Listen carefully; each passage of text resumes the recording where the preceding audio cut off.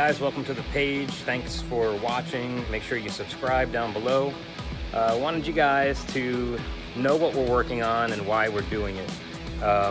We're starting out with a 2020 Silverado 1500, a 6.2 liter, four-wheel drive, 10-speed transmission, and we are going to try to build a street beast.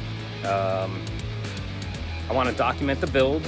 We are having Jeremy Formato out with Fasterproms. He is going to be building it with his cohorts, Laz, and the other guys at the shop. And they tend to build some crazy stuff. So hopefully we will see some crazy numbers, and this truck will end up being something to be reckoned with on the streets of Mexico. But for today, I'm trying to get it prepped before we bring it down there.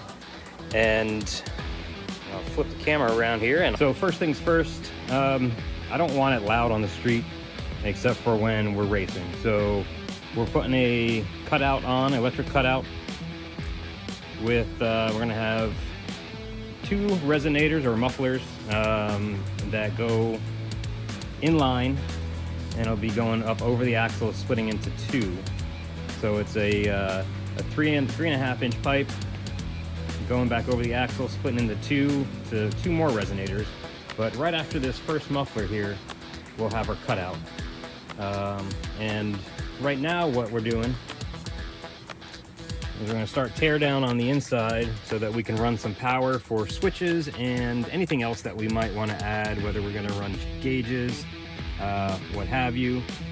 So my goal at the moment is distribution blocks for power and ground, and finding a way to run my power inside to the distribution box so I can split up that power. I got a couple of options here. I think I know which way I'm going to go. Something easy, so whatever we have to run in there is simple to get. You know, other feeds, if we're going to do an O2 sensor, you know, wideband, whatever we have to do, we can get it in there fairly easy. All right, let me do a little quick walk around and show you what we've done so far to this truck. So at the moment, she is lowered with an IHC suspension. It's about 3 inches in the front, 5 inches in the rear. We have airbags in the rear to help support, so we didn't have to C-notch. Real basic stuff. We've changed the wheels and tires out so far. We'll see how those hold up with the horsepower.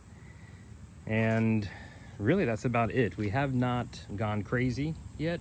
Muffler delete, but we're adding straight through mufflers in there so that it isn't obnoxious in the neighborhood and on trips.